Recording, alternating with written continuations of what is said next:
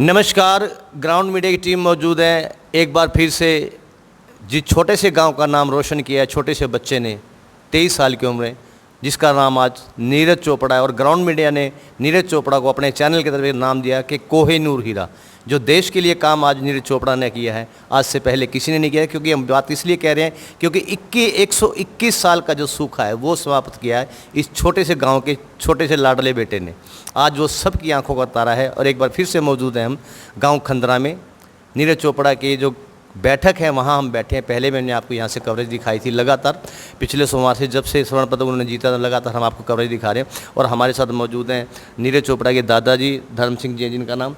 पहले इन्हीं बुजुर्गों का आशीर्वाद ले लेते हैं। बाबू जी, ग्राउंड में आपका एक बार फिर से बहुत बहुत स्वागत है और एक बार फिर से आपको बहुत सारी बधाइयाँ हैं। मैं अपनी तरफ से सब दर्शकों को प्रणाम करता हूँ। तो उसके बारे में बस पूछना यही है जी, जब नीरज चोपड़ा आ रहा है और हम जब गांव के अंदर आ रहे थे तो जहाँ से शुरुआत होती थिराना गांव से, वहीं छोटे छोटे बच्चे खेल रहे थे और वो नारे लगा रहे थे। हाथों में छोटे छोटे लकड़ियाँ थी, डंडे थे जी, और डंडे फेंक रहे थे वो। तो जब हम लोग कवर करने की कोशिश की तो शर्मा के भाग गए वो। तो मैंने उनसे पूछ लिया, ऑफ रिकॉर्ड पूछ लिया, ये क्यों लकड़ी फेंक रहे हो?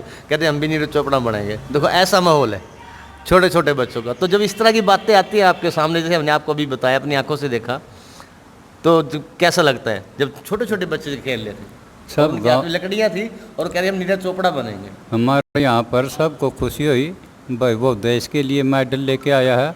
और आज जो युवा साथी भी खेलने की कोशिश कर रहे और छोटे छोटे बच्चों में भी शौक पैदा हुआ हम भी कि भाई हम भी ऐसे करेंगे।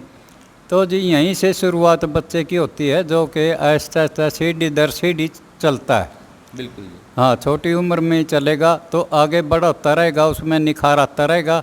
आगे फिर उनको कोच मिल जाते हैं, छोटे कोच मिलते हैं, फिर बड़े मिलते हैं, तो स्टेप बाय स्टेप वो आगे चलते जाते हैं। बिल्कुल जी, बिल्कुल। हाँ जी, मैं सिर्फ देशवासियों को, अपने प्रदेशवासियों को यही संदेश देना चाहता हूँ भाई, उनका अनुसरण करते हुए अच्छे रास्ते पर चले और वो भी नीरज बन सकते हैं। ऐसा कोई बात नहीं, बच्चे कोशिश करो तो परिश्रम करेंगे तो उनकी वो भी साथ देगी, किस्मत भी साथ देगी और वो कामयाब होंगे। बिल्कुल जी, बिल्कुल।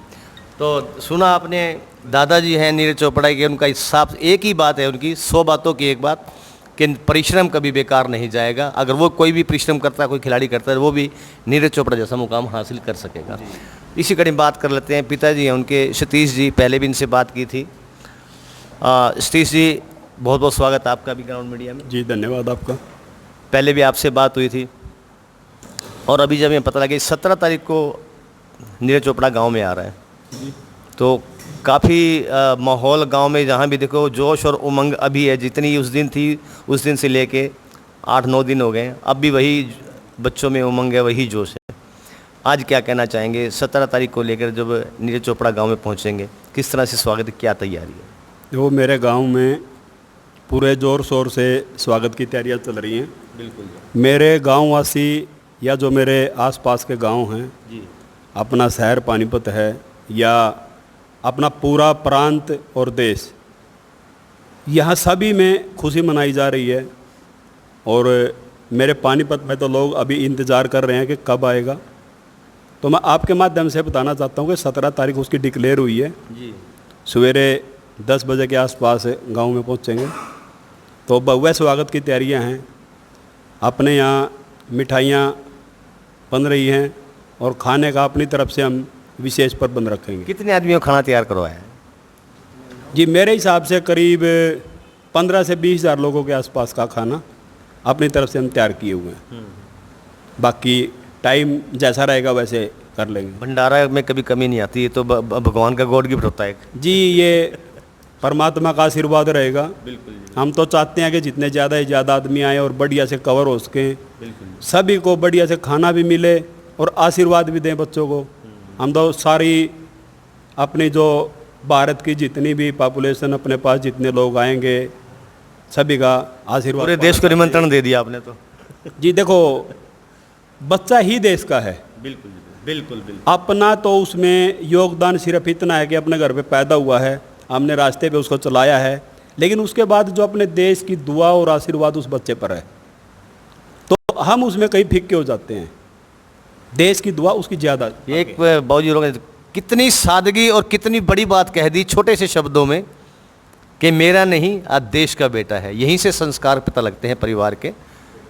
जब 17 तारीख को नीरज आएगा, पहले एयरपोर्ट में मिलाया, आप स्वागत देख लिया, आपने सारा कुछ देख लिया, अब तो अपने पैतृक गांव में आ रहा है जी। जब नीरज चोपड़ा अपने पैतृक गांव में आएगा, एक पिता को कितनी खुशी होगी। और एक आपका तो स्वागत हो गया, गोल्ड मेडल आपके गले में डाल दिया था, अब बारी नीरज चोपड़े की है, पैतृक गांव में आ रहा है, अपने घर पे आ रहा है। आप एक पिता होने के नाते, इतने होनहार बेटे का जिसने पूरी दुनिया में आज नाम चमका दिया, भारत का और आपके गांव का भी, और पूरे देशवासियों का जो गौरव बढ़ा दिया है, एक पिता कैसे स्वागत करेगा उस लाडले का? देखो, हर माँ बाप या मेरे गांव के जितने लोग हैं, सभी चाहेंगे कि हम दिल से उसको आशीर्वाद दें और उसको गले से लगाएं।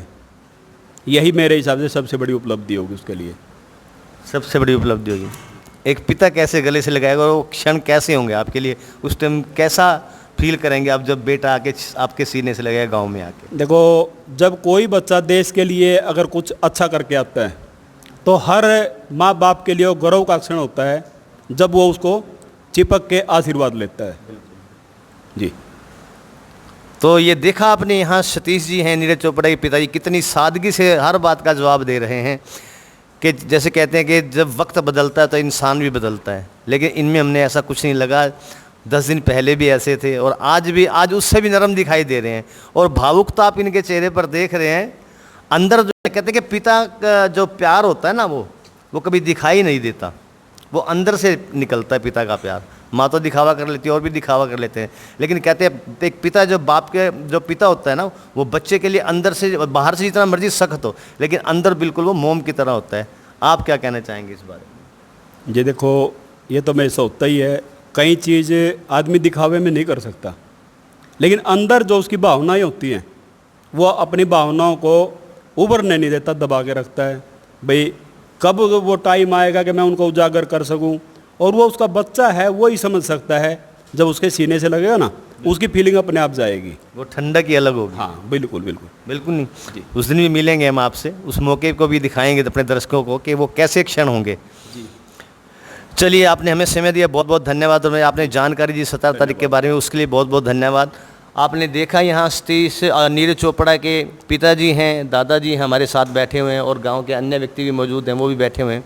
कितनी सादगी भरी बातें हमारे साथ हुई और सादगी से उन्होंने हर बात का जवाब दिया। हमने पहले भी आपको लगातार ग्राउंड मीडिया के माध्यम से लगातार हमने कोशिश की है हर पल दिखाने की गांव खंदरा से, क्योंकि आज गांव खंदरा का जो नाम रोशन किया है वो वाकई काबिल तारीफ़ है। तो आप जुड़े रहिए, बने रहिए ग्राउंड मीडिया के साथ। हम आपको 17 तारीख को भी दिखाएंगे जब एक लाडले बेटे का इस गांव में परिवार द्वारा कैसे स्वागत होता है, गांव वालों के द्वारा कैसा स्वागत होता है, और जब इसका काफिला वहाँ से चला, सुना समालका से चलेंगे और यहाँ तक उनका भव्य स्वागत होगा, वो किस तरह के क्षण होंगे, किस तरह के वो पल होंगे, कितनी तुम्हें भावुकता होगी और कैसे परिवार लोगों का रिएक्शन होगा, हम आपको लगातार उस दिन भी दिखाने का पूरा प्रयास करेंगे। तो जुड़े रहिए, बने रहिए ग्राउंड मीडिया के साथ। ग्राउंड मीडिया से मैं हरीश कपूर अपने कैमरामैन सहयोगी इंतजार आलम के साथ एक बार फिर देश के होनहार बेटे नीरज चोपड़ा गांव खंदरा से।